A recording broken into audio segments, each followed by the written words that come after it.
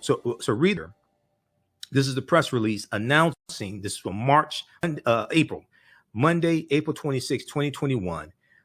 The Department of Justice announced an investigation into the patterns or practices of the Louisville, Jefferson County Metro Government and Louisville Metro Police Department. Okay. Then on August 4th, 2022, you have the announcement of charges against the four police officers. Okay. 4 officers involved in Breonna Taylor's killing face charges. Now, this is a separate, so the investigation into the patterns or practices of police department, Louisville Metro Police Department, that is a separate investigation from this right here. Okay. This one here, they announced charges against these 4 officers. So I want to go to the press conference that took place August 4th. And you're going to hear Attorney General Merrick Garland, and then you're also going to hear Kristen Clark, who is the Assistant Attorney General of the Civil Rights Department.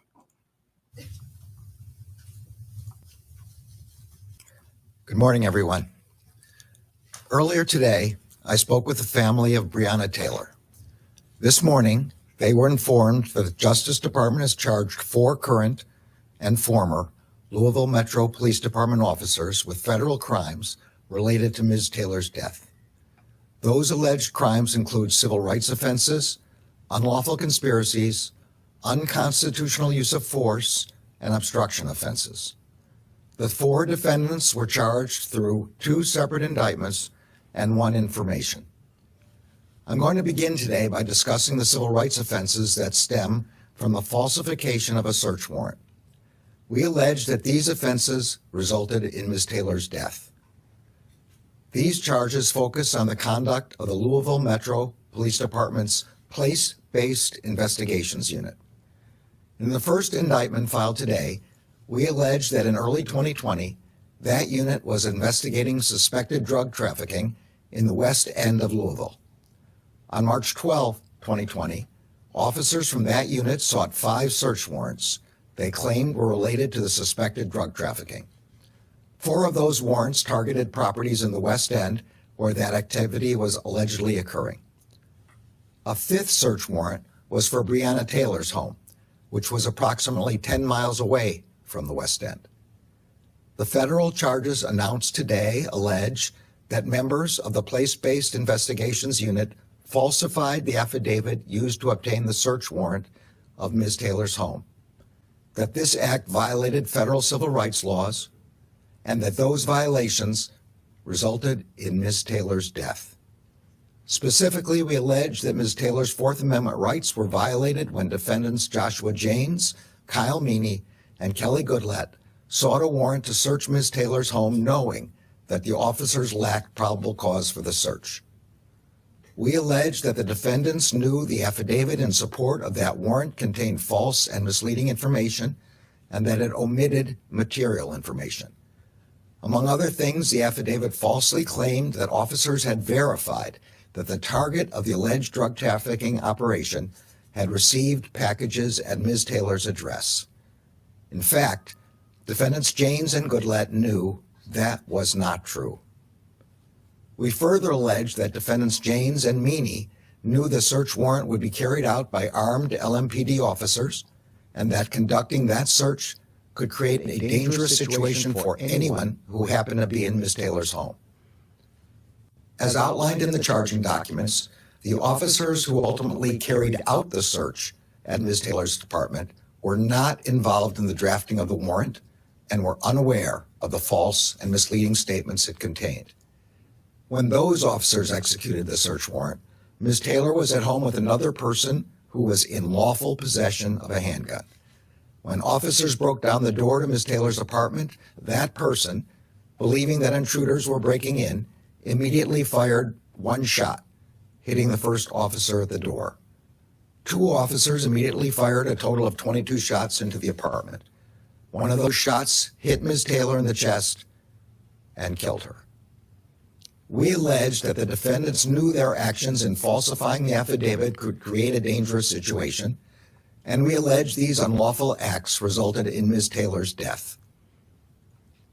The charges announced today also allege that the officers responsible for falsifying the affidavit that led to the search took steps to cover up their unlawful conduct after Ms. Taylor was killed.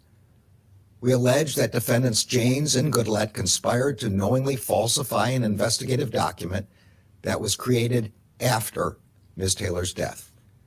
We also allege that they conspired to mislead federal, state, and local authorities who were investigating the incident. For example, we allege that in May 2020, those two defendants met in a garage where they agreed to tell investigators a false story. The indictment separately alleges that defendant Meany lied to the FBI during its investigation of this matter. Another indictment filed today alleges that after Ms. Taylor was shot, another LMPD officer, defendant Brett Hankison, moved from the doorway to the side of her apartment and fired 10 more shots through a window and a sliding glass door, both of which were covered with blinds and curtains.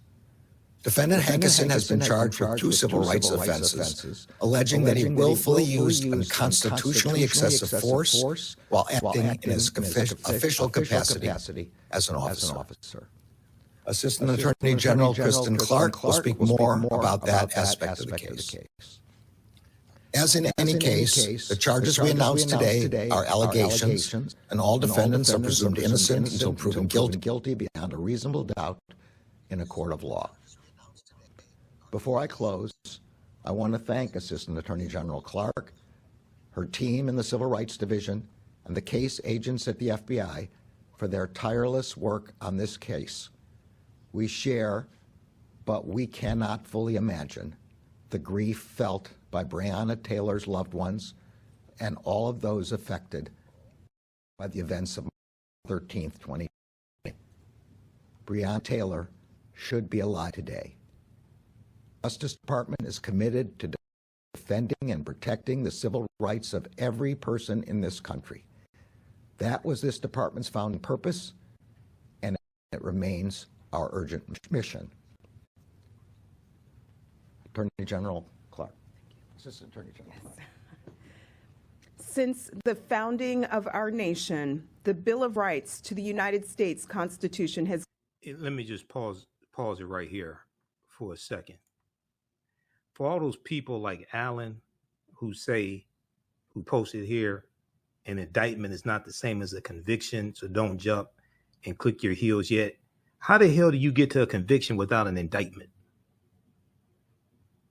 You have to have an indictment first before you can get to a conviction. This is a huge step. Talk to Breonna Taylor's mother. Watch the press conference that Attorney Benjamin Crump did along with Breonna Taylor's mother. That's a huge relief to her. Yes, it's not a conviction yet. You can't get to a conviction without an indictment. The Department of Justice is doing something that Kentucky Attorney General Daniel Cameron was too much of a coward to do, to indict these officers. The only reason why you have this indictment is because 81 million people voted for Joe Biden and Kamala Harris. 61% of Joe Biden's votes came from white people. That was 49 million votes.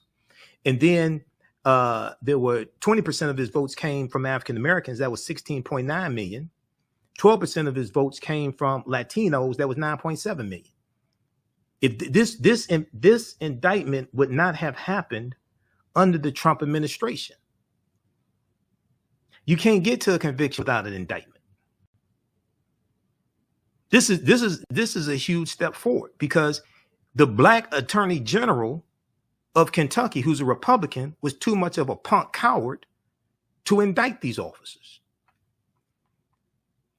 Let's continue. Let me back this up for a minute. Since the founding of our nation, the Bill of Rights to the United States Constitution has guaranteed that all people have a right to be secure in their homes. free from false warrants, unreasonable searches, and the use of unjustifiable and excessive force by the police. Breonna Taylor should have awakened in her home as usual on the morning of March 13th, 2020. Tragically, she did not. She was just 26 years old. As Attorney General Garland just stated, today's indictments allege that Louisville Police Detective Joshua Janes and Sergeant Kyle Meany drafted and approved what they knew was a false affidavit to support a search warrant for Ms. Taylor's home. That false affidavit set in motion events that led to Ms. Taylor's death when other LMPD officers executed that warrant. The Fourth Amendment of the Constitution ensures that people are subject to searches only when there is probable cause supporting a search warrant. Falsified warrants create unnecessary hazards for the public and for the police, who rely on facts that fellow officers report in carrying out their public duties. The indictment alleges that by preparing a false affidavit to secure a search warrant for Breonna Taylor's homes, defendants Janes and Meany willfully deprived Breonna Taylor of her constitutional right to be free from unreasonable searches and seizures. And we allege that Ms. Taylor's death resulted from that violation. In a separate indictment, the grand jury charges former LMPD Detective Brett Hankison with using unconstitutionally excessive force during the raid on Ms. Taylor's home. Without a lawful objective justifying the use of deadly force, defendant Hankison traveled away from Ms. Taylor's doorway to the side of the building and fired 10 shots into Breonna Taylor's apartment through a bedroom window and a sliding glass door that were both covered with blinds and curtains. Community safety dictates that police officers use their weapons only when necessary to defend their own lives or the lives of others, and even then, that they must do so with great care and caution. Today's indictment alleges that Hankison's use of excessive force violated the rights of Breonna Taylor and her guest, and also of her neighbors whose lives were endangered by bullets that penetrated into their apartment. Attorney General Garland often underscores that at the Justice Department, we are to follow the facts and the law. And today, after a full and comprehensive investigation, the facts and law have brought us here to these indictments. I want to commend our team who spent hundreds of hours gathering facts regarding this tragedy. No stone was left unturned. These indictments reflect the department's commitment to preserving the integrity of the criminal justice system and to protecting the constitutional rights of every American. Independent from these criminal charges, a separate team from the Justice Department's Civil Rights Division is conducting a civil investigation into whether the Louisville Metro Police Department is engaging in a pattern or practice of law enforcement misconduct. We're looking at whether the LMPD uses excessive force, improper searches, or racially discriminatory policing. That ongoing investigation is separate from today's charges. In closing, I extend condolences to Breonna Taylor's family and loved ones. Today, we acknowledge the loss of her life. We recognize her dignity and recommit ourselves to the pursuit of justice.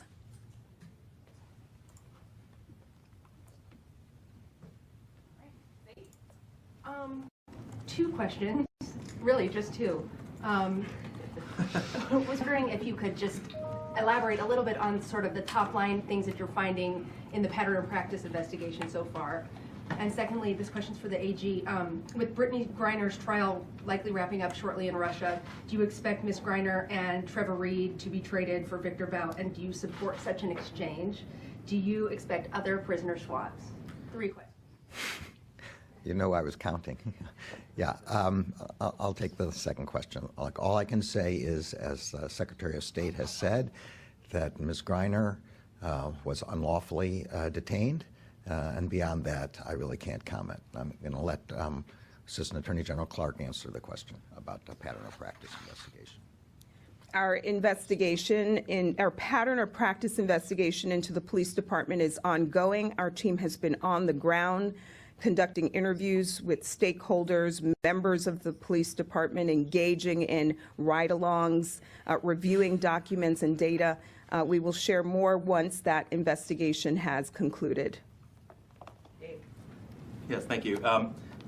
The only officer in Louisville who has faced charges locally was acquitted, and that's Brett Hankinson. Did the Justice Department feel compelled to step in part because you believe justice was not served on the local level? And do you believe the fact that prosecutors did not charge any of the officers except Hankinson, and he was cleared of those charges, will make your case more difficult? The Justice Department brings charges, including charges where they've been brought before, when we believe substantial federal interests have not been vindicated and need to be vindicated. This case charges violations of federal offenses. Obviously, the state did not, and that explains our determination in this case.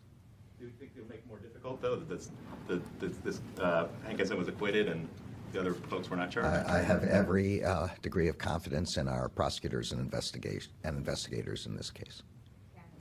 Catherine here, CBS News.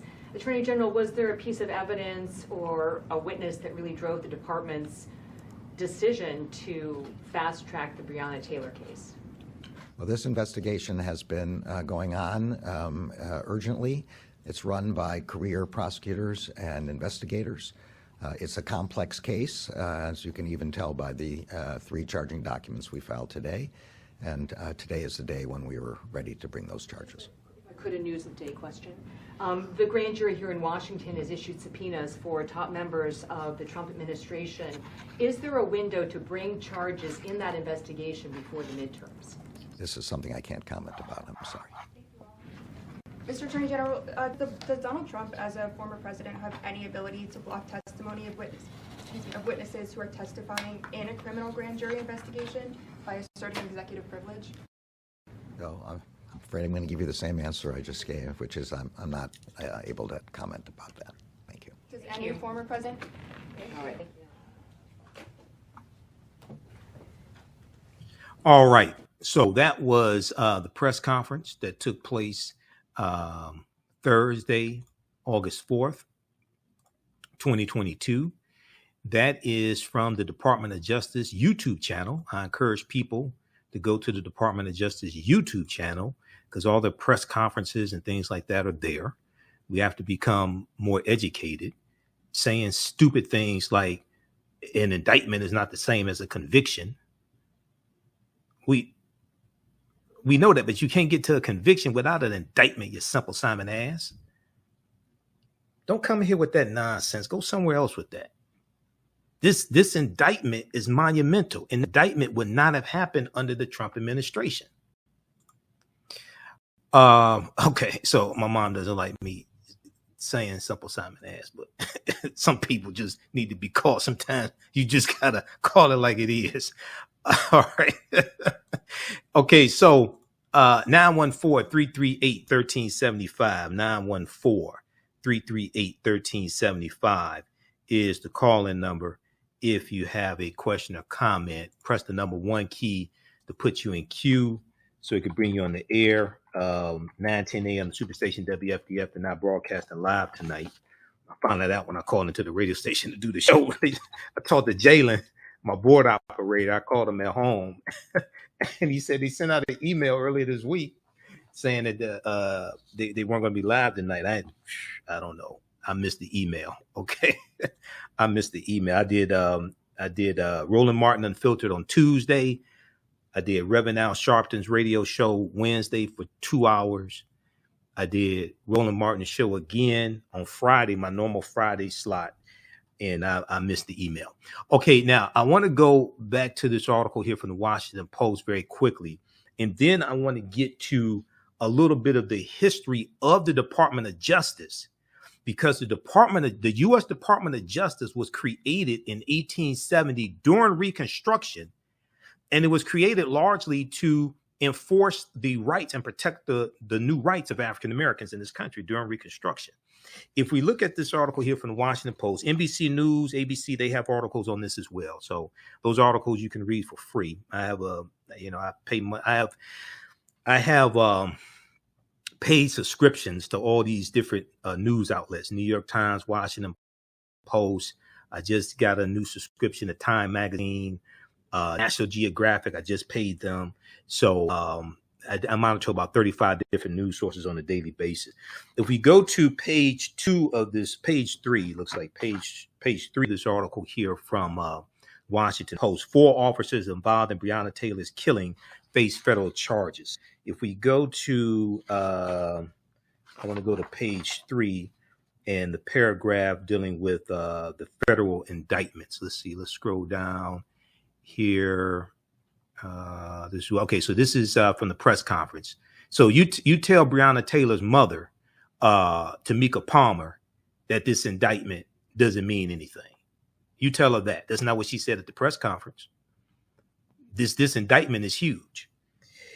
The federal indictments described officers from the Louisville Police Department's place-based investigations unit as pursuing a reckless narcotics trafficking case in the city's West End. A reckless narcotics trafficking case in the city's West End, allegedly conspiring to falsify information on a search warrant affidavit. Allegedly conspiring to falsify information on a search warrant affidavit, even though they knew it could place occupants of Breonna Taylor's apartment in danger. Even though they knew it could place occupants of Breonna Taylor's apartment in danger.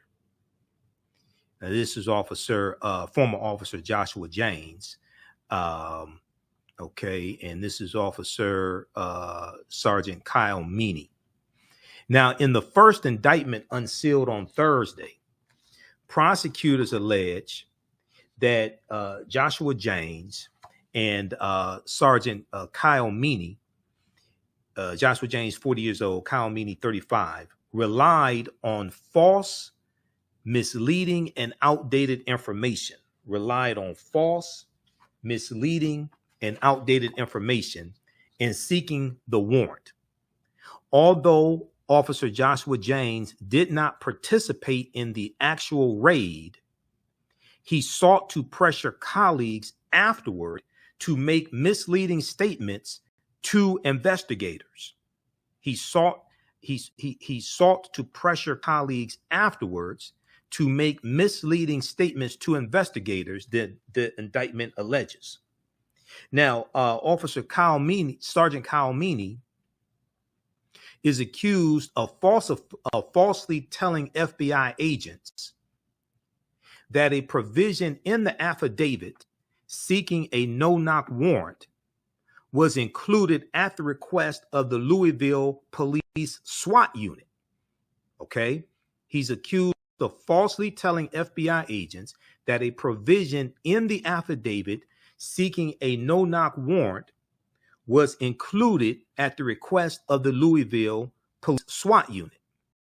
Now, a separate Justice Department charging document accuses Officer Goodlett of conspiring with Officer James to falsify the search warrant and cover up their actions afterwards. To falsify the search warrant and cover up their actions afterward. Attorney General Merrick Garland alleged that Officer Goodlett and Officer James, Jaynes, met in a garage after Breonna Taylor's killing and conspired to lie to investigators about the circumstances that led to Breonna Taylor's killing. They're going all in this. This was hundreds of hours of investigating this case, investigating the killing, putting all these pieces together.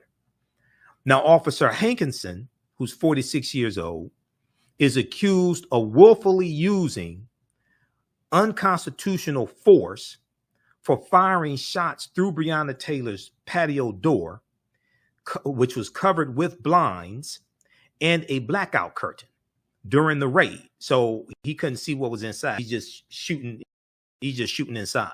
He fired 10 shots. If I remember correctly, he fired 10 shots.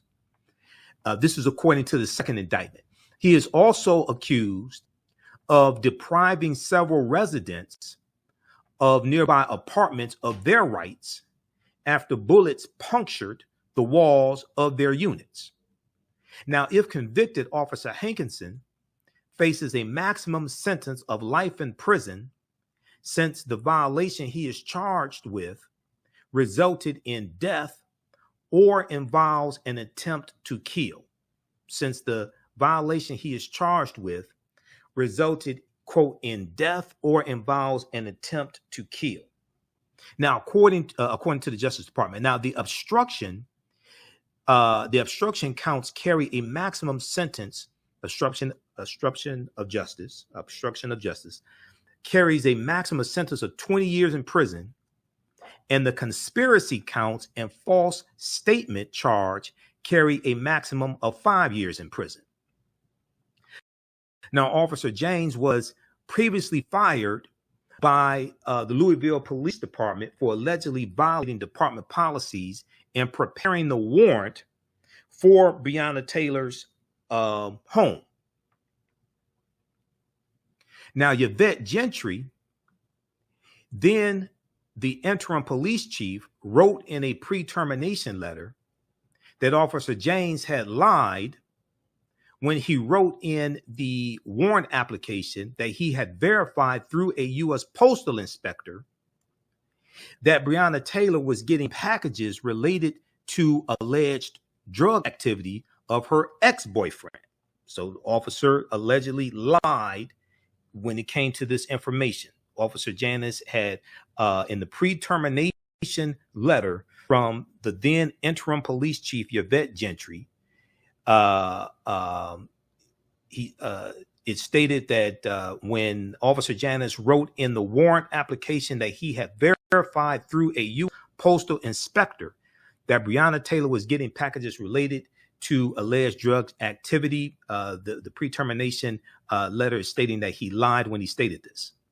Now, Stu Matthews, who was Officer Hankinson's defense attorney in the state trial, declined to comment on Thursday, August 4th, saying he does not yet know whether he will represent the former officer in the federal case. An attorney for James did not immediately respond to a request for comment. It was not immediately clear whether Officer Goodlett and Sergeant Meany have attorneys, and they're going to need them.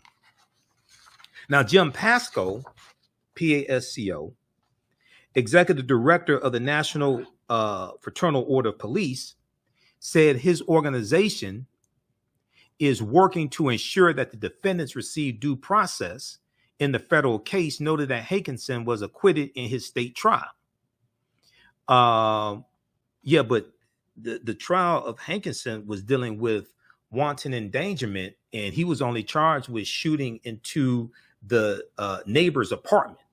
That's all he was charged with. He wasn't charged with anything dealing with the killing of Breonna Taylor. So nice try, Jim Pasco, executive director of the National Fraternal Order of Police. Nice try with that BS that you're trying to run. So read the rest of this here. They talk about the press conference. I watched the press conference. We shared it on our Facebook fan page, the African History Network, that Breonna, attorney Benjamin Crump had that day after the announcement of the charges. At a news conference, Tamika Palmer, Breonna Taylor's mother, told reporters that while the Justice Department's action is satisfying, the circumstances of her daughter's death at the hands of the police remain painful.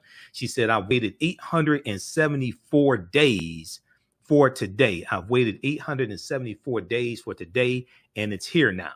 Okay. Now you tell her that this indictment does not matter. We know an indictment is not a conviction. I mean, come on, get out of here with that nonsense. But you tell her, you go tell Breonna Taylor's mother, who's waited 874 days for these thugs to be indicted, that this doesn't matter. All right, so check out that article from the Washington Post. Now, the Department of Justice was created in 1870. The Department of Justice was created in 1870 during Reconstruction, largely to enforce the new rights of African Americans. So there's a good article from SmithsonianMag.com that deals with this. And then also there's information on the Department of Justice website. And I encourage everybody to go to justice.gov. And all the press releases and things like that dealing with the Department of Justice are at their website. Okay. But there's a, let's see, there's a piece here.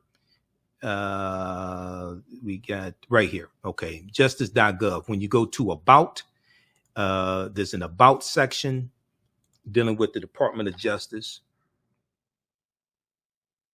Let's look at this quickly. Then I want to look at this article here from SmithsonianMag.com. And we're going to squeeze in these other articles. I'm looking at I think I'm going to start doing a Wednesday show, also 9 p.m. to 11 p.m. Eastern Standard Time on my social media platforms and Blog Talk Radio.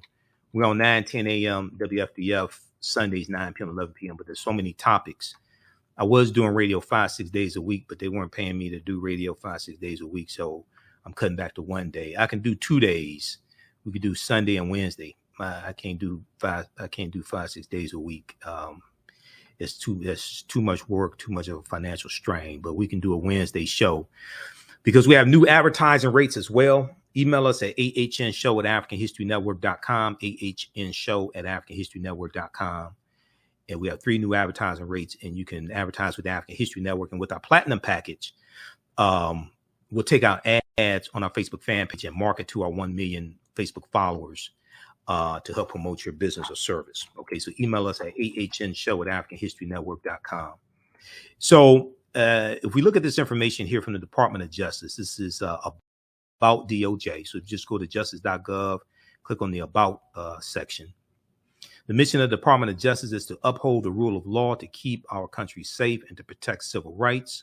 If we go here to, okay, so the Office of the Attorney General was created by the Judiciary Act of 1789 as a one-person part-time position. The act specified that the Attorney General was to be learned in the law with the duty to prosecute and conduct all suits in the Supreme Court in which the United States shall be concerned, and to give his advice and opinion upon questions of law when required by the President of the United States, or when requested by the heads of any of the departments touching any matters that may concern the department. So this is the Office of the Attorney General was created in 1789, but the Department of Justice wasn't created in 1870. It goes on to say, however, the workload quickly became too much for one person, necessitating the hiring of several assistants for the Attorney General. As the work steadily increased along with the size of the new nation, private attorneys were retained to work on cases. By 1870, after the end of the Civil War, April 9th, 1865, General Robert E. Lee surrenders to Major General Gordon Ulysses S. Grant at Appomattox Courthouse, April 9th, 1865. But for all practical purposes, the Civil War really comes to the end of August of 1866 when President Andrew Johnson declares it officially ends, okay, because terms of surrender had to be negotiated with the smaller Confederate armies like General Joseph E. Johnston's army of Tennessee and Nathan Bedford Forrest, his army, things like this. So the army that General Robert E. Lee had of Virginia, that Confederate army was the largest Confederate army, but it was not the only Confederate army. So terms of surrender had to be negotiated with each one of those individual smaller Confederate armies. So it's going to be August of 1866 that the U.S. Civil War officially comes to an end. Now, a concerned Congress passed the act to establish the Department of Justice, creating an executive department of the government of the United States with the Attorney General at its head. So the first Attorney General under the Department of Justice was Amos T. Ackerman in 1880. Officially come into existence on July 1st, 1870. The Department of Justice was empowered to handle all criminal prosecutions and civil lawsuits in the United States in which the United States had an interest. All criminal prosecutions and civil suits in which the United States had an interest. To assist the Attorney General, the 1870 Act also created the Office of the Solicitor General, who represents the interests of the United States before the U.S. Supreme Court. The 1870 Act remains the foundation for the department's authority, but the structure of the Department of Justice has changed over the years with the addition of the offices of Deputy Attorney General, Associate Attorney General, and the formation of various components, offices, boards, and divisions. From its beginning as a one-man, part-time position, the Department of Justice has evolved into the world's largest law office and the chief enforcer of federal laws. Okay, so you can read the rest of this information here. This is at justice.gov, which is the U.S. Department of Justice official website. It's in the About section, and it deals with the history of the Department of Justice coming into existence in 1870 during Reconstruction. Okay, now if we look at this article here, and we'll post this link here. Shonda Johnson Williams said, "Appreciate you." Thanks, Shonda. And also, if you want to support the African History Network, because all this don't happen through osmosis, if you want to support the African History Network, you can do so. $ the AHN Show through Cash App. $ the AHN Show through Cash App.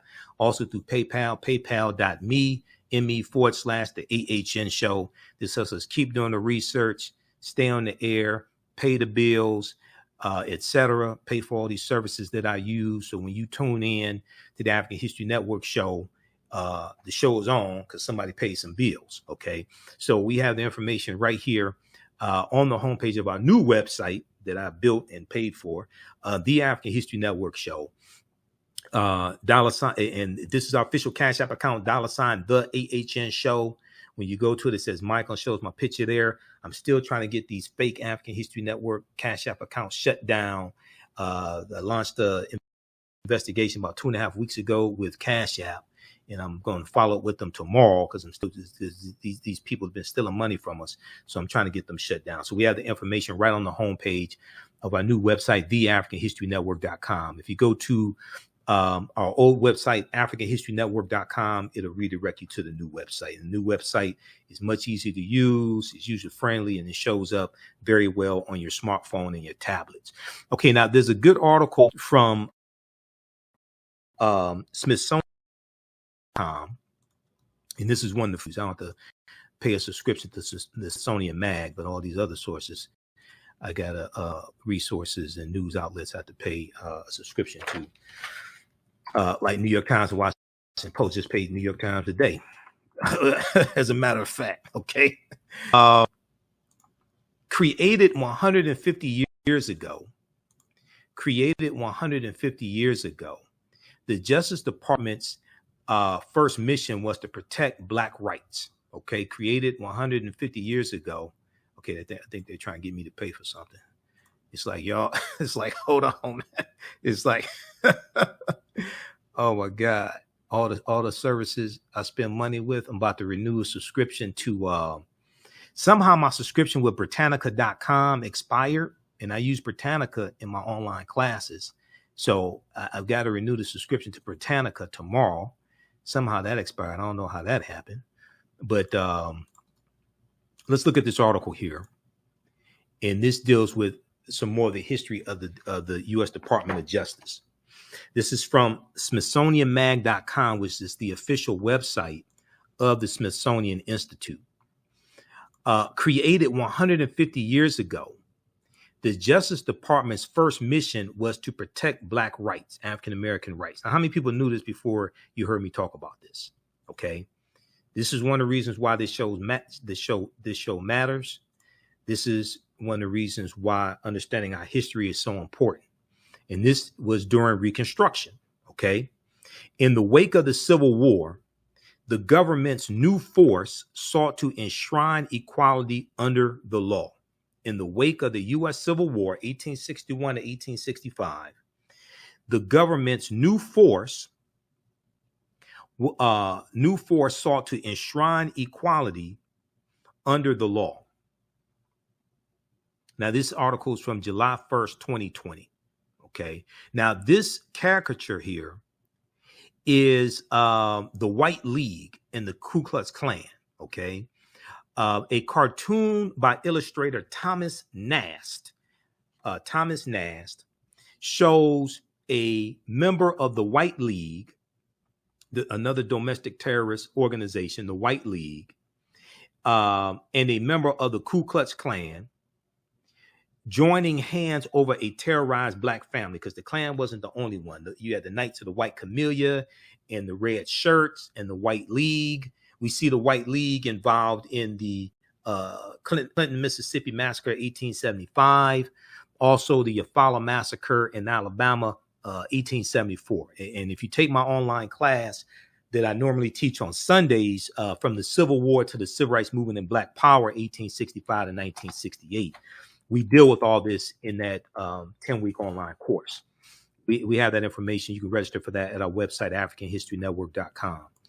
Now, Amos T. Ackerman was an unlikely figure to head the newly formed Department of Justice. In 1870, the United States was still working to bind up the nation's wounds torn apart by the U.S. Civil War.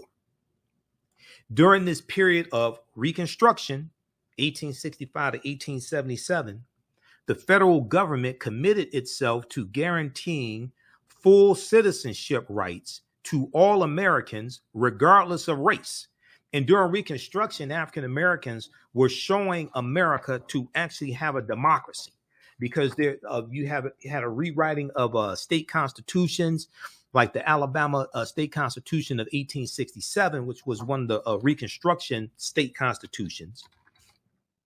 And is going to be in Alabama, they're going to create a public school system that allows all children to go to school for free, regardless of race or ethnicity. So, in African Americans were saying that everybody should be able to go to school for free, regardless of race, including white children. If you look at this article here from the Zen Education Project, November 5th, 1867, Alabama State Constitution. So this is during Reconstruction, okay? November 5th, 1867, Alabama State Constitution. On November 5th, 1867, delegates in Montgomery, Alabama, which is the capital of Alabama, they gathered to draft a new state constitution as required by the Reconstruction Acts, Prior to the Reconstruction era, no Southern state, let's blow this up. Prior to the Reconstruction era, no Southern state had a state-financed public education system, even for white people. Okay, it's going to be African Americans during Reconstruction that advocate for this state-financed public education school system for everybody. African Americans were showing America how to have a democracy during Reconstruction. Alabama's new constitution established a centralized board of education, and mandated that schools receive 20% of state revenue. By 1871, nearly 55,000 African American and 87,000 white children were attending public schools. By 1871, nearly 55,000 African American and 87,000 white children were attending public schools. One of the delegates to the conviction was James Rapier, who promoted an alliance between freed people and poor whites, because a lot of white people were destitute after Reconstruction. Okay, and when you look at the Freedmen's Bureau, created in 1865, it was called the U.S. Bureau of Freedmen, Refugees, and Abandoned Lands. The U.S. Bureau of Freedmen, Refugees, and Abandoned Lands, because the Freedmen's Bureau wasn't just helping African Americans and former slaves. It was also helping poor, destitute white people as well. Now, the advances from the Constitution ended in Alabama and elsewhere with the brutal attacks on Reconstruction and the rewrite of the Alabama State Constitution in 1875. Okay, so check out this article here from the Zen Education Project. November 5th, 1867, Alabama State Constitution. All right. So this is during Reconstruction, which is an extremely important period of time in the history of this country, but it's a period of time that's taught very little in schools. If we look at this article here from Time Magazine, and this article, because I pay the Time Magazine, a new report finds that 45 states are failing to teach students about the period that shaped race relations after the Civil War. All right. Now, this is an article we talked about this a number of times here on the show, and I use this article in my classes as well. This article came out January 12, 2022, a year and 6 days after the January 6, 2021 insurrection that was reminiscent of the political violence that helped bring about an end to Reconstruction. In the aftermath of the insurrection a year ago, January 6, 2021, at the U.S. Capitol, many leading historians, as well as Michael Imhotep, drew parallels between the violence and that we saw January 6, 2021, incited by Benedict Donald, the traitor-in-chief, and the Reconstruction Era, the period of political revolution directly following the American Civil War.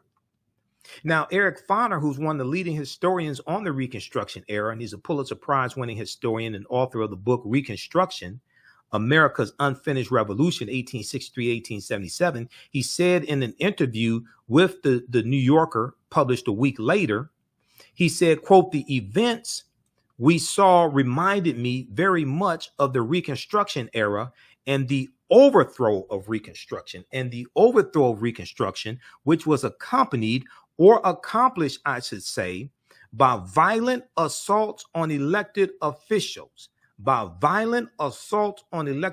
Weren't those domestic terrorists yelling, hang Mike Pence, hang Mike Pence? Weren't some of those domestic terrorists looking for Speaker of the House, Nancy Pelosi, and looking for other elected officials? What brought an end to Reconstruction, one of the things, was violent assaults on elected officials. Now, scholars say studying the aftermath of the U.S. Civil War can help put in context many of the most seminal events in the U.S. in recent years, from the brutal murder of George Floyd by police in 2020 to the voter suppression laws enacted after African-American voters, along with Latinos and 49 million white people, played a big role in voted Joe Biden and Kamala Harris into office, but especially African-Americans. 16.9 million African-Americans voted for Joe Biden and Kamala Harris. But despite the timeliness of the era in today's climate, many students in American schools will not get a full education of Reconstruction until they get into college. But many of them are not going to go to college. So how did they learn about the Reconstruction Era? This is a crucial period of history, okay? In social studies standards, for 45 out of 50 states and the District of Columbia, discussion of Reconstruction is partial or non-existent, according to historians who reviewed how the period is discussed in K through 12 social studies standards for public schools nationwide. Okay, in social studies standards for 45 out of 50 states and the District of Columbia, the discussion of the Reconstruction era is either partial or non-existent for K through 12 studies. And a report produced by the education nonprofit, the Zen Education Project, which is the entity that article dealing with the 1867 Alabama Reconstruction Constitution came from, that I just showed you. In a report produced by the Zen Education Project, the study's authors say they are concerned that American children will grow up to be uninformed about a critical period of history that helps explain why full racial equality remains unfulfilled today. So basically, they're going to grow up to be just as ignorant as their parents, because many of their parents don't know, and they're not teaching it to their children. This is why America must have a massive history lesson, especially if we think we're going to get reparations. If you're going to get any type of reparations, America must have a massive history lesson to understand how all this is connected and how we're still dealing with the legacy of slavery, Jim Crow segregation, redlining, housing discrimination, things like this, and how African Americans are still affected today. Okay. Now let's go back to this piece here from, I want to go to this piece here from, go back to the article from the Smithsonian Institute, then we're going to get to some of these other stories very quickly here.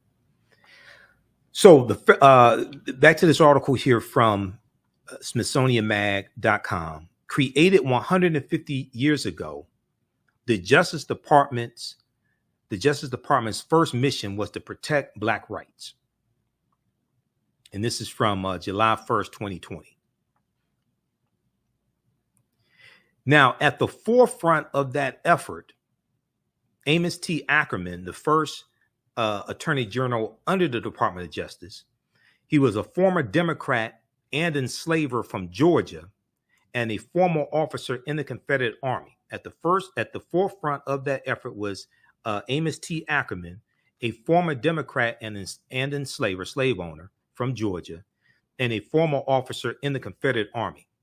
Though the United States had an attorney general since the formation of the federal government in 1789, none had been empowered with the full force of a consolidated legal team quite like Amos T. Ackerman, and none had the monumental task of enforcing the 14th and 15th Amendments to the U.S. Constitution and new legislation delivering long overdue rights to 4 million formerly enslaved African American men and women. So this was the task of the Department of Justice. This department's work on behalf of the emancipated population was so central to its early mission that Amos T. Ackerman established the department's headquarters in the Freedmen's Savings Bank building. And the Freedmen's Bank created in 1865 also as an act of Congress during Reconstruction. Okay. In the immediate wake of the Civil War, Amos T. Ackerman, a New Hampshireite who had settled in Georgia in the 1840s, looked to the future, leaving the Democrats for the Republicans and prosecuting voter intimidation cases. You have voter intimidation cases today. He prosecuted voter intimidation cases as a U.S. district attorney in his adopted state of Georgia, reflecting on his decision to switch his allegiance to the party of Lincoln. Amos T. Ackerman said, quote, some of us who had adhered to the Confederacy felt it to be our duty when we were to participate in the politics of the Union to let the Confederate ideas rule us no longer. Some of us who had adhered to the Confederacy felt it to be our duty when we were to participate in the politics of the Union to let Confederate ideas rule us no longer. Regarding the subjugation of one race by the other as an appurtenance of slavery, we were content that it should go to the grave in which slavery had been buried. We were content that it should go to the grave in which slavery had been buried. Now, Amos T. Ackerman's work caught the attention of President Ulysses S. Grant, okay, who was a general in the Civil War, Union general in the Civil War, Ulysses S. Grant, who promoted the Georgian to Attorney General in June of 1870. On July 1st of 1870, the Department of Justice created to handle the onslaught of post-Civil War litigation became an official government department with Amos T. Ackerman at its helm. The focus of his 18-month tenure as the nation's top law enforcement official was the protection of African-American voting rights from the systematic violence of the Ku Klux Klan. Amos T. Ackerman's Justice Department prosecuted and chased from southern states hundreds of Klan members. Now, we know that in October of 1871, because of the Ku Klux Klan Act of 1871, which is the third of the four enforcement acts during Reconstruction, we know that you're going to have President Ulysses S. Grant declare martial law in 9 counties in South Carolina, okay, to crack down on Klan activity. Okay, this takes place. This is because of the Ku Klux Klan Act of 1871, which gave is passed by Congress, and it gave the authority to the president to declare martial law when it came to elected officials being threatened and those carrying out their official duties like poll workers and things like this. Okay.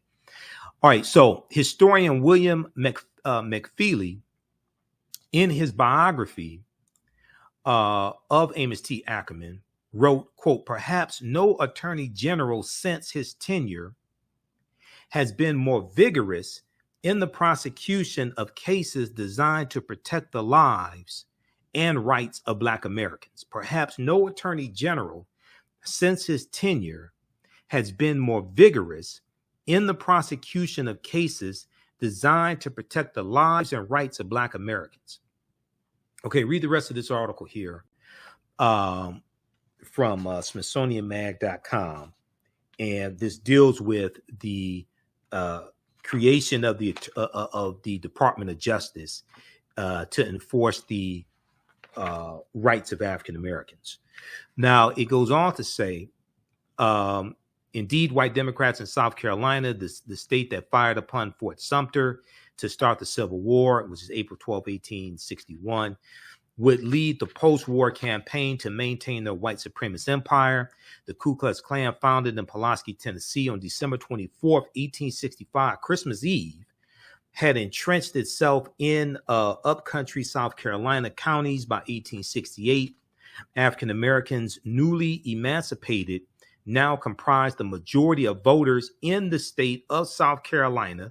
The majority of voters in South Carolina during Reconstruction were African Americans, and the majority of the state legislature in South Carolina was made up of African American men. Okay. African Americans newly emancipated now comprise the majority of the voters in the state of South Carolina, and most voted Republican, the party led by President Ulysses S. Grant, that was safeguarding their lives and rights. So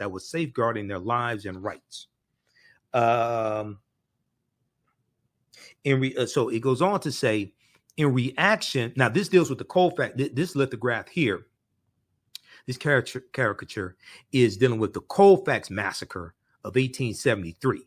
Okay, so check this out also. This is from Harper's Weekly, May 10th, 1873. Now, in reaction to the racial violence, the U.S. Congress passed what's known as the Ku Klux Klan Act of 1871, which President Ulysses S. Grant signed into law on April 20th, 1871, providing Amos T. Ackerman, the Attorney General, unprecedented tools to subdue the Ku Klux Klan. The Ku Klux Klan Act authorized the President of the United States to submit the writ of habeas corpus, that means going to court, having your day in court to defend yourself, which allowed the Justice Department to detain suspected Klan members, keep them in custody, and not immediately bring them to trial. Okay, this allowed the Department of Justice to detain suspected Klan members, keep them in custody, and not immediately bring them to trial. The Department of Justice could also withhold disclosure of the identities of suspects and the evidence against them, which allowed Attorney General Amos T. Ackerman to make mass arrests and gather evidence without the parties conspiring with each other. Using these tools, Attorney General Ackerman obtained hundreds of convictions in South Carolina and throughout the South against these Klans members. Now, author Ron Chernow, in his own Ulysses S. Grant, reports that on one day in November 1871, 250 people in one South Carolina county confessed their affiliation with the Ku Klux Klan. One would think that Attorney General Amos T. Ackerman's record of success would have pleased President Ulysses S. Grant, but the president relieved Ackerman of his duties in December of 1871. The common explanation for the dismissal is that Ackerman, who author Chernow describes as honest and incorruptible, scrutinized the land deals struck between railroad barons and the U.S. government. Okay, now McFeely put the blame on the nation's attachment to white supremacy. Quote, men from the North as well as the South came to recognize uneasily that if he was not halted, Amos T. Ackerman, if he was not halted, his concept of equality before the law was likely to lead to total equality. So according to author McFeely, Amos T. Ackerman was doing his job too well of prosecuting Klans members and domestic terrorists. Okay, read the rest of this article here. Fascinating piece from the SmithsonianMag.com, official website of the Smithsonian Institute, in their magazine, official magazine of the Smithsonian Institute. Created 150 years ago, the Department of Justice, created 150 years ago, the Justice Department's first mission was to protect Black rights. The Department of Justice's first mission was to protect Black rights. So the work that Assistant Attorney General Kristen Clark is doing, Assistant Attorney General of the Civil Rights Department, and the press conference that she and Attorney General Merrick Garland had August 4th, 2022, announcing charges against 4 officers in the killing of Breonna Taylor, they are operating in that tradition of why the Department of Justice was created in 1870 through an act of Congress during Reconstruction. All right, we're going to take a break here. How's everybody doing? Share this broadcast on your social media platforms. You're not going to get this type of information from many other places. You can support the African History Network if you like this type of information we share with you. $ the AHN Show through Cash App. $ the AHN Show through Cash App. Also through PayPal, paypal.me/the AHN Show. This helps us keep doing the research, stay on the air, keep broadcasting, pay some of the bills, etc. Also register for the online history classes I teach normally on Saturdays and Sundays, but we have a class coming up on Tuesday, Tuesday, August 9th, 7 p.m. to 9 p.m. Eastern Standard Time. We're going to do a session of ancient Kemet, the Moors, and the Ma'afa, understanding the transatlantic slave trade, what they didn't teach you in school, because I couldn't do it this past weekend because I was at the Obama Weekend Festival at the Barack Obama Leadership Academy here in Detroit that James Ford organized. Okay, so we had him on the show last Sunday to talk about it. But you can go to our website, AfricanHistoryNetwork.com. You can register for the class. This time we're going to do 13 sessions instead of 10. As soon as you register, you can watch the previous classes. We do the sessions live. All the sessions are archived and recorded. You can go back and watch it anytime. And then also we have on Sundays, normally I teach from the Civil War to the Civil Rights Movement and Black Power, 1865 to 1968. These classes are on sale $60, regularly $130. Okay. And when we also have a bundle pack. So you can register for both classes for $100. That's over a $300 value that you get for $100. So we do the sessions live. All the sessions are archived and recorded. You can go back and watch them anytime. So a year from now, 2 years from now, you can go back and watch the entire class. Okay. All right. So we'll take a quick break, and you're watching the African History Network show here on our social media platforms. We're also broadcasting on Blog Talk Radio, our Blog Talk Radio channel today, which is the African History Network show on at blogtalkradio.com. And you can give us a call, 914-338-1375. Let me post the call-in number here. This is the call-in number for tonight's show only, because this is our Blog Talk Radio call-in number, 914-338-1375. Press the number 1 key to put you in queue so we could bring you on the air, or you can call that number and just listen to the show as well. Normally we're on 9:10 a.m. the Superstation WFDF, but they had a scheduling conflict, so they're not broadcasting live tonight. So I found that out when I called into the station to do my show. They sent out an email earlier in the week, but I was so busy I missed the email. I talked to Jalen, my board operator, tonight. He said, hey, they sent an email early in the week. I'm like, man, this week was a blur. Okay, I did Roland Martin's show on Tuesday for 2 hours. I did Reverend Al Sharpton's radio show, Keeping It Real, for 2 hours on Wednesday. I did Roland's show again on Friday. I had projects I was working on this week, and I had to get ready to be at the Obama Weekend Festival as well at Barack Obama. The work that I do is larger than the fashion industry. It's larger than the art world. And I believe that I was born to bring newness into this world. I'm Kaima McIntyre. I'm 24 years old, and I'm an artist. I create everything from paintings to jewelry design, metaphysical jewelry to be specific, and fashion design.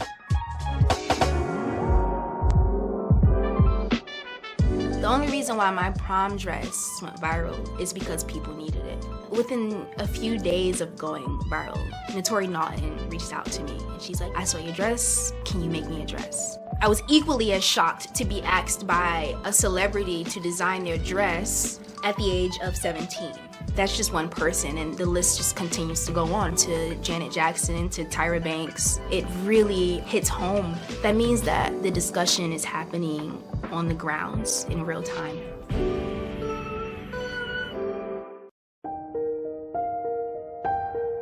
What does self-care mean to you? To us, it's an opportunity to reconnect with nature. A chance to create something remarkable. At Sage and Elm Apothecary, our handcrafted skincare and household products immerse you in Earth's sweetest nectar connecting you to nature in a way you never imagined. See for yourself and visit us at sageandelmapothecary.com. iRedify is a Black-owned digital platform that showcases Black and Brown cultures and people.